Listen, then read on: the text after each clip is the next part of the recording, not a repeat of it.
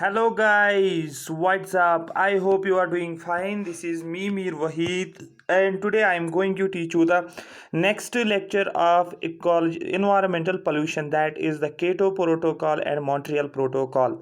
काफ़ी ज़्यादा इंपॉर्टेंट हैं। जैसे मैंने कल आपको बताया था, मैंने आपको बताया था कि यूट्रॉफिकेशन, बायोमैग्निफिकेशन और बायो एक्यूमुलेशन, जो मैंने इससे पहले बताया था। कल मैंने यूट्रॉफिकेशन को डिटेल में बताया था, उसका इम्पैक्ट क्या है, किसकी वजह से होता है, क्यों होता है, क्या होता है, इसको इकोनॉमी में क्या इम्पैक्ट, इसको हेल्थ पे क्या इम्पैक्ट है और एक्वेटिक लाइफ पे क्या इम्पैक्ट है। आज जो हम बात कर रहे हैं, एक और इन्वायरमेंटल इशू है, जहाँ जो हम बात करते हैं ग्लोबल वार्मिंग और ग्रीन हाउस इफेक्ट। मतलब हम ये बात कर रहे थे ग्रीन हाउस गैसेज की हम बात कर रहे थे और ओजोन डिप्लीशन की हम बात कर रहे थे। फिर बोला गया कि जब ओजोन डिप्लीशन हो जाता है, हो गया है, तो क्या कैसे कंट्रोल करें, किसकी वजह से सबसे पहले होता है। सबको पता है ग्रीन हाउस क्लोरोफ्लोरोकार्बन की वजह से, मतलब क्लोरोफ्लोरोकार्बन को हमें कंट्रोल करना है। ठीक है, तो क्लोरोफ्लोरोकार्बन को कंट्रोल करने के लिए हमारे पास एक लाया गया है ओजोन डिप्लीशन को प्रिवेंट करने के लिए मॉन्ट्रियल प्रोटोकॉल, वो हम आज डिस्कस करने वाले हैं। उसके बाद जो होता है, मैंने बोला एटमॉस्फेयर वार्म हो जाता है, ग्लोबल वार्मिंग होती है, ग्रीन हाउस इफेक्ट होता है। उसके लिए हमारे पास different greenhouse gases environment में प्रेजेंट, एटमॉस्फेयर में प्रेजेंट होते हैं, जिसकी वजह से क्या होता है, एटमॉस्फेयर का टेम्परेचर बढ़ जाता है, अर्थ का एवरेज टेम्परेचर ज़्यादा हो जाता है, टेम्परेचर एवरेज टेम्परेचर से ज़्यादा हो जाता है। आई होप यहाँ तक ये बात आई होगी। मतलब हमें क्या करना है, ग्रीन हाउस गैसेस को रिड्यूस करना है, उनकी कॉन्सेंट्रेशन को कम करना है।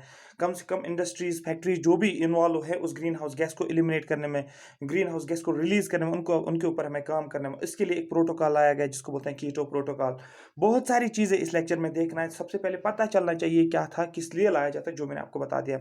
I am presenting this lecture series through WS Academy, one of the largest platform for the free education, one of the best platform for free education for all the JKSSB exams, and also providing the crash course for Assistant Registrar 2021 and for the KS batch 2. And yesterday we have launched the second batch for KS and assistant registrar course, right? Because the students were demanding from the last 5 days, तो बहुत सारे parents की call भी आई है और students का request भी आई कि सर हमें रजिस्ट्रेशन करना है, हमें प्रॉब्लम आ रही है हमें ज्वाइन करना है, क्योंकि अभी तक हमने फॉर्म नहीं भरा था असिस्टेंट रजिस्ट्रार का। तो अब हम फॉर्म हमने डाल दिया है, क्योंकि अभी इसका लास्ट डेट आज था।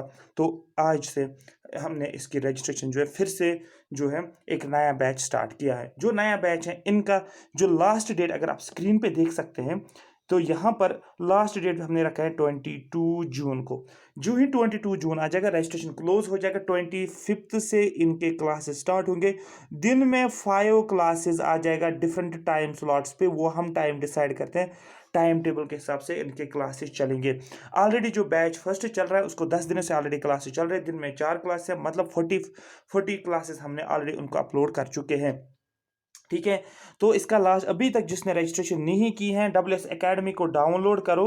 वहाँ पर WS Academy डाउनलोड करने के बाद आपको वहाँ पर एक लिंक देखने को मिलेगा, वहाँ पर एक पोस्टर देखने को मिलेगा, वहाँ पर लिखा होगा कि second registration, live second registration. तो लाइव पे क्लिक करने के बाद आप रजिस्ट्रेशन ओपन कर सकते हो। फी जो है दैट इज 1000 रुपीज़, जो हमने पिछले बार भी रखा था। रजिस्ट्रेशन अभी ओपन है।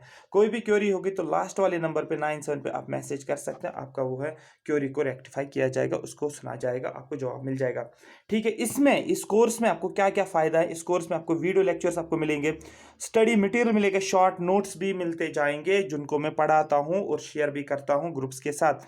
मतलब जो इस ग्रुप के साथ जुड़ जाएंगे उनको ये हेल्प करेगा।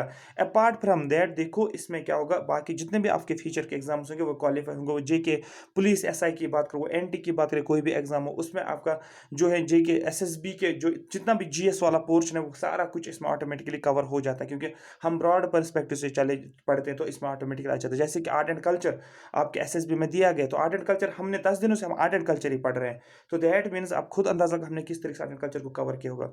तो अगर जिसने अभी तक रजिस्ट्रेशन नहीं किया तो रजिस्ट्रेशन कर लो, और ये बड़ी अपॉर्चुनिटी है आप सब लोगों के सामने। अगर आप रजिस्ट्रेशन करना चाहते हो तो रजिस्ट्रेशन अभी ओपन है, इससे आपको बहुत ज़्यादा फायदा मिलेगा। आपको पता है मैं कैसे पढ़ाता हूँ, तो यहाँ पर इस कोर्स में आपको जो है सिर्फ और सिर्फ रजिस्ट्रेशन फ़ी है और कोई फ़ी नहीं है आपको। आप इनरोल कर सकते हो और आप जो है वॉच कर सकते हो लेक्चर्स और स्टडी मटेरियल। ये हो गया। दूसरी बात, पटवारी के लिए हमने क्या किया है, एक लॉन्च किया है कि यूट्यूब पे हमने क्या डाला है, उर्दू का लेक्चर। काफ़ी ज़्यादा डिमांड थी पटवारी के रिलेटेड, तो आज हमने उर्दू का पहला लेक्चर दिया है, आप उसको देख सकते हो। वो थोड़ा इंट्रोडक्टिव लेक्चर था। उसके रिलेटेड हम क्या करेंगे, कल जो है सिलेबस डिस्कशन उसका होगा, उर्दू को किस तरीके से पढ़ना है, ठीक है। उसमें मैम आपको बताएगी किस तरीके से क्या करना, और मैं आपको बताऊंगा जीएस वाला पोर्शन मैं पूरा कराऊंगा आपको विद, आप बोल सकते हो कि करंट, उसमें जो भी आपको आता है, फॉर एग्जांपल आपको आता है रीजनिंग आती है, उसमें रीजनिंग कराएंगे, इंग्लिश वाला टीचर आपको फुल फ्लेज तरीके से कराएगा, ठीक है। तो सब कुछ वो कोर्स कंप्लीट हो जाएगा। और जेएसए के लिए भी हम, आप सॉरी जेएसए के लिए नहीं, उसको जूनियर असिस्टेंट के लिए भी हम कोर्स आपको करवाएंगे। अभी आपका उर्दू आ रहा है, कल से आपका वो भी मिल जाएगा। तो यूट्यूब पे आपको लिंक जो मिल जाएगा, आप वहाँ पर सब्सक्राइब कर सकते हैं। तीसरा जो है, करंट अफेयर की सीरीज कंटिन्यूसली चल रही है, पिछले 10 दिनों से करंट अफेयर की डेली बेस पे करंट सीरीज चल रही है, जो इसको आप मिस नहीं कर सकते हो। Current affair is considered as the most important part of your preparation. अगर आपकी करंट अफेयर कंप्लीट नहीं है तो आपकी प्रिपरेशन कंप्लीट नहीं है। अगर आप करंट अफेयर को वॉच नहीं करते हो तो आपकी प्रिपरेशन इनकम्प्लीट, ये जहन में रखो, ठीक है। तो डेली बेस पे आपको आता है, फिर लास्ट पे आपको टेंशन नहीं है अब क्या पढ़ना है क्या नहीं पढ़ना है। चलो हम आज के, मुझे बहुत ज़्यादा जरूरी बोलना था कि करंट अफेयर के रिलेटेड। चलो आज का जो लेक्चर हमारे पास है, that is the Kyoto protocol by WS academy. मैंने आपको पहले ही बताया था लेक्चर से स्टार्ट करने से पहले, कीटो प्रोटोकॉल का पर्पस क्या था, क्योंकि आपको पता है कि ग्रीन हाउस गैसेस इन्वायरमेंट में प्रेजेंट है। इन ग्रीन हाउस गैसेस की वजह से क्या होता है आपको पता है, ग्लोबल वार्मिंग होता है, ग्रीन हाउस इफेक्ट हो जाता है, अर्थ का एवरेज टेम्परेचर, अर्थ का टेम्परेचर जो होता है एवरेज टेम्परेचर उससे ज़्यादा टेम्परेचर बढ़ जाता है, जिसकी वजह से बहुत सारे इंपैक्ट्स होते हैं। फॉर एग्जाम्पल इकोनॉमी में इम्पैक्ट, फ्लड्स आ जाते हैं, ड्राउट आ जाता है, काफ़ी ज़्यादा प्रॉब्लम्स आ जाते हैं। तो उसको रोकने के लिए एक इनिशिएटिव लिया गया, एक प्रोटोकॉल लिया गया, इसको बोलते हैं कीटो प्रोटोकॉल। ये समझना बहुत ज़्यादा जरूरी है। यहाँ से आपको 100%, 110% क्वेश्चन मिल जाएगा। Kyoto protocol, the Kyoto protocol was an international treaty which extended the 1992 United Nation conference, United Nations framework convention on climate change, जिसको आप बोलते हो UNFCCC, जिसको आप बोलते हो United Nations framework convention on climate change, that commits state parties to reduce greenhouse gas emission based on scientific consensus that global warming is occurring and that human made carbon dioxide emission are driving it। बोला जाता है, इस para का मतलब ये है कि सबसे पहले एक प्रोटोकॉल लाया गया। ये जापान में एक जगह है जिसको जापान में एक प्लेस है जिसको बोलते हैं कीटो, वहाँ पर एक मीटिंग की गई है, एक ट्रीटी की गई है जिसको बोलते हैं कीटो प्रोटोकॉल। ये एक इंटरनेशनल ट्रीटी है, international organisation, sorry international treaty है, जो वर्ल्ड के कंट्रीज इसके साथ जुड़े हुए हैं, जिसको एक्सटेंड किया गया था 1992 जो UNFCCC का कन्वेंशन था उसके हिसाब से। इसमें क्या बोला जाता है जो भी ग्लोबल वार्मिंग होते हैं या जो भी अर्थ का टेम्परेचर बढ़ता जा रहा है, ये किसकी वजह से होता है हमें पता होता है, ये ग्रीन हाउस गैसेस की वजह से होता है। ग्रीन हाउस गैसेस का इमिशन जो होता है एनवायरनमेंट में उसकी वजह से होता है। मोस्ट पर्टिकुलरली जो किसकी वजह से होता है, कार्बन डाइऑक्साइड, जो ह्यूमन मेड कार्बन डाइऑक्साइड की वजह से एनवायरनमेंट में कार्बन डाइऑक्साइड आ जाता है, जिसको most important greenhouse gas बोला जाता है। उस ग्रीन हाउस गैस की वजह से क्या होता है, एनवायरनमेंट का टेम्परेचर बढ़ जाता है, अर्थ का टेम्परेचर बढ़ जाता है। और इस प्रोटोकॉल में बोला गया इन ग्रीन हाउस गैसेस को, मोस्ट पर्टिकुलरली बोला गया कार्बन डाइऑक्साइड को हमें क्या करना है, रिड्यूस करना है। कंट्रीज को बोला गया, स्टेट्स को बोला गया कि इस कार्बन डाइऑक्साइड को रिड्यूस करना है, इस कार्बन डाइऑक्साइड एमिशन को रिड्यूस करना है, ठीक है। The Kyoto protocol was adopted in Kyoto Japan on 11 December 1997। याद रखना अडॉप्ट कब किया गया, and entered into the force on 16 February 2005। I hope यहाँ तक दो बातें आपको इंपॉर्टेंट याद रखने हैं। कीटो प्रोटोकॉल किस रिलेटेड है, आपको बोलना है ग्रीन हाउस गैस एमिशन को रिड्यूस करने के लिए। दूसरा मैंने बोला कीटो प्रोटोकॉल जो है ये इसको कब अडॉप्ट किया गया, आपको बोलना है सर इसको अडॉप्ट किया गया है 1997 में, ठीक है 1997 में। और इसको फोर्स में कब लाया गया, आपको बोलना है 2005 में। ये क्वेश्चन पूछा गया 2-3 बार, इसको फोर्स में कब लाया गया। इनिशियली देखने को मिलेगा देयर वर 192 पार्टीज, मतलब कंट्रीज की बात की जा रही है। Canada withdrew from the protocol effective December 2012 to the protocol in 2020। याद रखना इनिशियली जो है 192 मेंबर कंट्रीज जो इसके साथ जुड़ा हुआ है, और कैनेडा ने क्या किया है, विथड्रू किया है इस प्रोटोकॉल से, ठीक है। याद रखना, इस पॉइंट को याद रखना है, ठीक। उसके बाद actually what is Kyoto protocol. The Kyoto protocol came into effect On 16th February 2005, this international treaty seeks to implement the objectives of UNFCCC। याद रखना, इसका मेन पर्पस जो है इस कीटो प्रोटोकॉल का, जो UNFCCC, जो मैंने अभी बोला UNFCCC के जो ऑब्जेक्टिव्स है, उससे कुछ ऑब्जेक्टिव्स है UNFCCC के, उन ऑब्जेक्टिव्स को इंप्लीमेंट करने के लिए कीटो प्रोटोकॉल जो है, कीटो प्रोटोकॉल लाया गया है। तो यही लिखा है, this international treaty seeks to implement the objectives of United Nations framework convention on climate change. Question पूछा जाएगा कि कौन से ऑब्जेक्टिव्स को फॉलो करता है, कौन से ऑब्जेक्टिव्स को इंप्लीमेंट किया जाता है by using the Kyoto protocol. आपको बोला UNFCCC to combat global warming, global warming को रोकना, कम्बैट करना कैसे, by reducing, by decreasing greenhouse gases concentration in the atmosphere, because by reducing greenhouse gases emission, जो कि carbon dioxide में, carbon dioxide concentration जो भी है उसको रिड्यूस किया जाएगा। ठीक है, the major greenhouse gases addressed are, किन किन गैसेज के ऊपर हमें फोकस करना है, सबसे मोस्ट इंपॉर्टेंट जो दैट इज कार्बन डाइऑक्साइड, याद रखना है, methane, number third is the nitrous oxide, and number fourth is hydrocarbon, number fifth is chlorofluorocarbon, number sixth is sulphur hexafluoride. ये सबको पता है, जो मैंने पहले लेक्चर में आपको बताया है जब मैंने ग्लोबल वार्मिंग और ग्रीन हाउस इफेक्ट आपको डिटेल में पढ़ाया था। अपार्ट फ्रॉम दैट, यहाँ पर इन दिसंबर 2012 में क्या हुआ, after the first commitment period of protocol ended, पहला मैंने बोला था 2005 से इफेक्ट में आया गया प्रोटोकॉल, तो कुछ कमिटमेंट दिया गया था, कुछ काम दिया गया था उनको, वो कमिटमेंट जो था वो पूरा हो गया कब, आपको बोलना है दिसंबर 2012 में। तो दैट मीन्स 2005 में इसको इन्फोर्स में लाया गया, फोर्स में लाया गया, इफेक्ट में लाया गया, और आपको बोलना है जो पहला कमिटमेंट था, इनके जो ऑब्जेक्टिव थे UNFCCC के, उस पहले कमिटमेंट को कंप्लीट कब किया गया, आपको बोलना 2012 में। मतलब फिर 2012 के बाद क्या हुआ वो जानना हमें। ठीक है, protocol ended. Participating countries in the Kyoto Protocol met in Doha, Qatar to adopt an amendment to the original Kyoto Agreement। जो original Kyoto Agreement किया गया था, जो 1997 की हमने बात की, अडॉप्ट किया गया था और 2005 में इफेक्ट में लाया गया था। फिर वहाँ पर कुछ ऑब्जेक्टिव्स को ये करना था, कमिट करना था, कुछ ऑब्जेक्टिव्स को फुलफिल करना था। अब वो टाइम पीरियड खत्म हो गया, वो कमिटमेंट पीरियड कंप्लीट हो गया जो 2012 तक था। उसके बाद क्या हुआ, एक अमेंडमेंट किया गया है, कहाँ पर आपको बोलना है, दोहा में, जो कि कतर में एक जगह है। जो ओरिजिनल क्यों किया गया, जो ओरिजिनल कीटो प्रोटोकॉल था उसको अमेंड किया गया, मतलब और चेंजेस देखने को मिलेंगे। क्या बताया गया है इसमें, this was called as Doha amendment which added new emission reduction targets for the second commitment period of 2012 to 2020। मैंने बोला था 2005 से लेकर, मैंने बोला था आपको कहाँ तक, 2012 तक जो भी अमेंडमेंट था उनको, जो भी उनको कमिटमेंट था वो कंप्लीट हो गया। उसके बाद 2012 में क्या हुआ था, 2012 में इन्होंने क्या किया, एक नया जो है अमेंडमेंट लाया गया है, कहां पर, दोहा में, और उसको बोला जाता है दोहा एग्रीमेंट। इसमें क्या बताया गया, इसमें कुछ नए इमिशन, नए रूल्स लाए गए, नए टारगेट्स लाए गए हैं कि हम किस तरीके से जो ग्रीन हाउस गैस का इमिशन है उनको किस तरीके से रिड्यूस करेंगे, जिसको बोला जाता है सेकंड कमिटमेंट पीरियड, जो कि कहां, कब से कब तक था। इन्होंने बोला कि 2012 से लेकर 2020 तक from these, for these countries, in countries के लिए। इन 2015, लेकिन 2015 में हुआ क्या, at the sustainable development summit held in the Paris, sustainable development summit held की गई थी कब, 2012 में, 2015 में पेरिस में।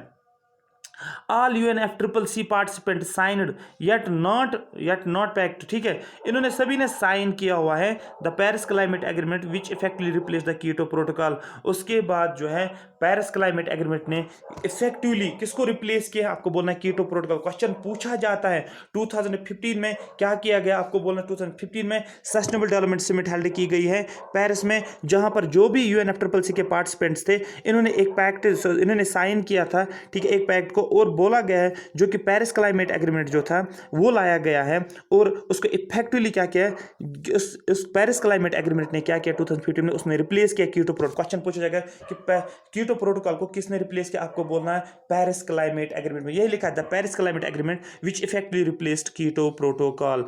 कीटो प्रोटोकॉल के कुछ साइलेंट फीचर्स हम देखेंगे, ठीक है, कौन कौन से हैं, क्या क्या बोला गया था कीटो प्रोटोकॉल में, और फिर उसके बाद हम आगे इसको ब्रॉड पर्सपेक्टिव में समझेंगे। मैंने आपको पहले बताया था इकोलॉजी सॉरी क्लाइमेट चेंज जो है, सॉरी इन्वायरमेंटल पॉल्यूशन जो है, उसमें कम से कम हमें 6 से 7 या 8 लेक्चर्स भी लग सकते हैं। The UNFCCC was an international agreement in 1992 in which member countries agreed to reduce greenhouse gas concentration in the Earth's atmosphere in order to prevent the devastating climate change। UNFCCC जो है, जो एक international organisation थी जिसको 1992 में, ठीक है, इसके मेंबर कंट्रीज थे, उन्होंने ये एग्री किया UNFCCC ने 1992 में। उन्होंने बोला जो भी ग्रीन हाउस गैस कॉन्सेंट्रेशन जो है, जो भी ग्रीन हाउस गैस इमिशन जो है एटमॉस्फेयर के अंदर, उसको हम क्या करेंगे, वो कब सभी मेंबर कंट्रीज तैयार हो गए उनको रिड्यूस करने के लिए। क्यों? सो दैट ये क्लाइमेट चेंज जो होता है, ग्लोबल वार्मिंग की वजह से क्लाइमेट चेंज देखने को मिल रहा है, उसको प्रिवेंट करने के लिए। This was however not binding on the members. ये मेंबर कंट्रीज के लिए बाइंडिंग नहीं था। मर्जी थी मेंबर कंट्रीज, वो करते, नहीं भी मर्जी थी तो वो नहीं भी करते, बाइंडिंग नहीं था। ठीक है, ठीक है, याद रखना। जैसे अगर नहीं, आपको नहीं बोला था, मैंने केस वालों को बोला था ये वाला, यहाँ पर ये बाइंडिंग का कॉन्सेप्ट है, छोड़ो अब उसको। यहाँ पर बाइंडिंग नहीं था उनके ऊपर। सपोज कोई member country, suppose 192 country suppose थी, इसमें से ये इनके ऊपर बाइंडिंग नहीं था, करना ही करना है। मतलब बोला जाता है, इन्होंने अगर बोला है कि हाँ हम तैयार हैं कि हम ग्रीन हाउस गैसेस को रिड्यूस करेंगे, लेकिन अब मर्जी है उनको, वो कर, ये जरूरी नहीं कि करना ही करना है। हाँ, अगर वो करेंगे तो ग्लोबल वार्मिंग जो है बच जाएगा, क्लाइमेट चेंज नहीं होगा। ठीक है, तो बाइंडिंग नहीं था। And no specific targets were set. कोई भी स्पेसिफिक टारगेट पहले नहीं रखा गया था कितना रिड्यूस करना है। अगर कार्बन डाइऑक्साइड की कॉन्सेंट्रेशन सपोज है, सपोज 50 ppm है, एक हाइपोथेटिकल एग्जांपल ले रहा हूं, 50 ppm है इसकी कॉन्सेंट्रेशन किसमें, एटमॉस्फेयर में, तो कुछ ना कुछ टारगेट रखा जाएगा ना। इनको बोला जाएगा कि इन 10 सालों में कार्बन डाइऑक्साइड कॉन्सेंट्रेशन से, सॉरी क्या बोला जाता है, 26 लेकर आओ, यहां बोला जाएगा 45 लेकर आओ, मतलब एक टारगेट दिया जाता है। लेकिन इस टाइम पे 1992 में कोई भी टारगेट नहीं दिया गया है कंट्रीज को, और ये भी बोला गया कि ये बाइंडिंग नहीं है। लेकिन इतना बोल देखने को मिला है कि ये कंसर्न एक था कि ग्रीन हाउस गैस जो है काफ़ी ज़्यादा एटमॉस्फेयर कॉन्सेंट्रेशन बढ़ जाते, जो कि फ्यूचर में काफ़ी ज़्यादा प्रॉब्लम करेगा।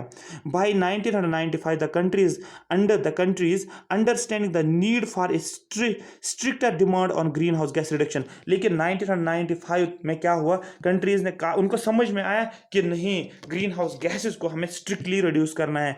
Begin negotiating on a protocol that was based on UNFCCC but would be a standing agreement in its own.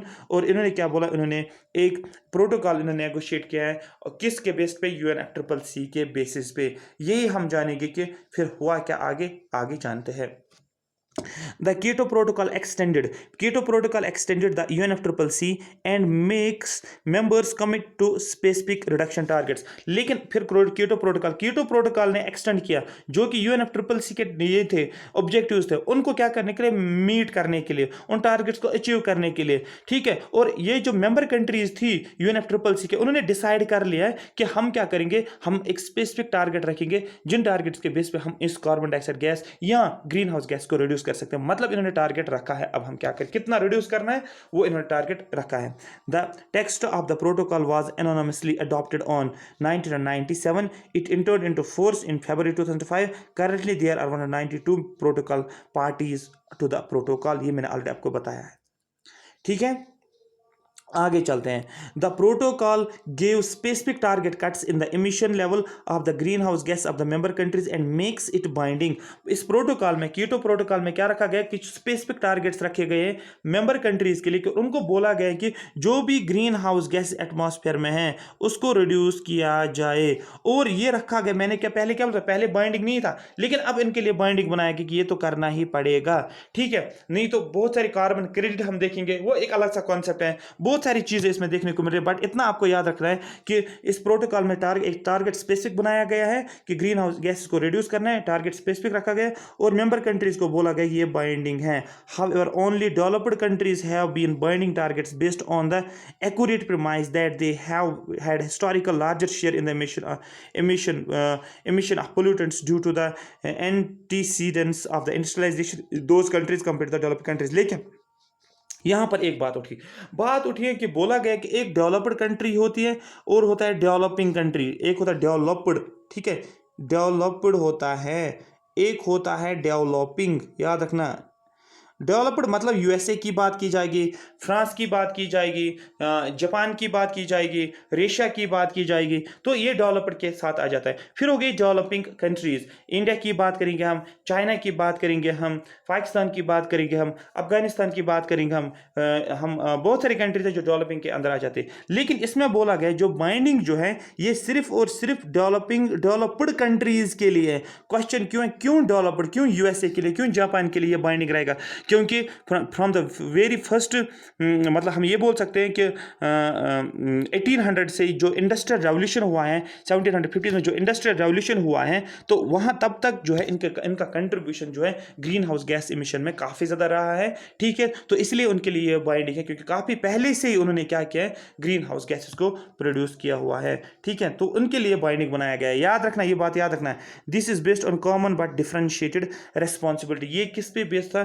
Common but differentiated responsibility. आगे देखेंगे यहाँ पर, these targets are between 8% and 10%। ठीक है, ये टारगेट कितना रखा गया? -8%, ठीक है, टू इसको +10 तक लाया गया है कि ये टारगेट्स को अचीव करना है। ठीक है, of the countries 99 emission level, जो कि 99 में जो इमिशन लेवल था उसके वो एक बेस लेवल लिया गया और ये टारगेट जो है बोला गया कि इसको अचीव करना है। In order to make the binding targets more acceptable the protocol provides the flexibility in how countries meet the targets. लेकिन इन टारगेट्स को अचीव करने के लिए, इनको एक्सेप्टेबल बनाने के लिए प्रोटोकॉल में कुछ प्रोविजंस बताए गए हैं और कुछ फ्लेक्सिबिलिटी दी गई है कि कंट्रीज किस तरीके से टारगेट को मीट कर सकते हैं, वो कंट्रीज के ऊपर छोड़ा गया है। अब देखो क्या होगा आगे। आगे देखो, इंटरेस्टिंग है आगे। Countries are allowed to partially compensate for the emission by increasing what are called as sinks. मैंने पहले ही बोला है सिंक्स, कार्बन सिंक्स की मैंने बात की थी। तो यहां पर कंट्रीज को अलाउ किया गया कि वो कंपनसेट कर सकते हैं इमिशंस को। किस तरीके से कंपनसेट कर सकते हैं इमिशंस को? उनको क्या करना, उनको सिंक्स को इंक्रीज करना, मतलब फॉरेस्ट को इंक्रीज करें, क्योंकि फॉरेस्ट को जब इंक्रीज करते हैं ना, फॉरेस्ट को बोला जाता है, फॉरेस्ट को भी और ओशंस को बोला जाता है कार्बन सिंक। फॉर एग्जाम्पल हम इंडिया की बात करेंगे, इंडिया जो काफी ज्यादा कार्बन डाइऑक्साइड रिलीज करता है, लेकिन कार्बन डाइऑक्साइड तो रिलीज करता है, लेकिन अब उसके पास वो बोल रहे हैं कि मैं इसको रिड्यूस नहीं कर सकता हूं कार्बन डाइऑक्साइड के इमिशन को। ठीक है, क्योंकि अगर मैं इंडस्ट्रीज को बंद करूंगा, कार्बन डाइऑक्साइड इमिशन तो रिड्यूस होगा, लेकिन इंडस्ट्रियल डेवलपमेंट भी काफी ज्यादा जरूरी है यहाँ पर। अब उसको बोला गया है कि एक काम करो, आप जो है कार्बन सिंक को बढ़ा दो, मतलब फॉरेस्ट को बढ़ा दो, क्योंकि जो भी कार्बन एटमॉस्फेयर में आ जाएगा उसको कहां पर चला गया, ये क्या प्लांट्स क्या करेंगे, उसको एब्जॉर्ब कर लेते हैं। आपको पता है ना, कार्बन डाइऑक्साइड प्लांट्स यूज करते हैं। या ओशंस की हम बात करें तो ओशंस को भी बोला जाता है कार्बन सिंक। तो याद रखना, कार्बन सिंक बोला जाता है फॉरेस्ट को भी और ओशंस को भी बोला जाता है। तो कंट्रीज को एक फ्लेक्सिबिलिटी दी गई कि आप क्या कर सकते हो, अगर आप कंपनसेट करना चाहते हो अपने कार्बन एमिशन को, तो आपको क्या करना पड़ेगा, आपको सिंक्स को बढ़ाना पड़ेगा। सिंक्स का मतलब यहाँ पर फॉरेस्ट की बात की जा रही है। This is because forest reduces carbon dioxide from the atmosphere, क्योंकि ट्रीज जितने लगाओगे उतना क्या रहता है, एनवायरमेंट कूल रहता है, एनवायरमेंट क्या रहता है, क्लीन रहता है। इसलिए बोला जाता है ज्यादा से ज्यादा ट्रीज लगा लो, क्योंकि ट्रीज को चाहिए कार्बन डाइऑक्साइड और हमें चाहिए ऑक्सीजन। वो ऑक्सीजन एनवायरमेंट में आ जाता है और एनवायरमेंट जो होता है पॉल्यूशन से बच जाता है। कुछ समझ में आया चल क्या रहा है? Most Nations have ratified the treaty. बहुत सारे नेशंस ने क्या किया, इस ट्रीटी को रेटिफाई किया है। The USA is a notable exception to this, लेकिन इसने रेटिफाई नहीं किया है। ट्रंप ने भी पिछले साल जो है बहुत लोचा किया था इसके बारे में। It takes the stand that have binding targets only for developed countries and not polluting like China and China and India is like China and India is potentially harmful for its own economy.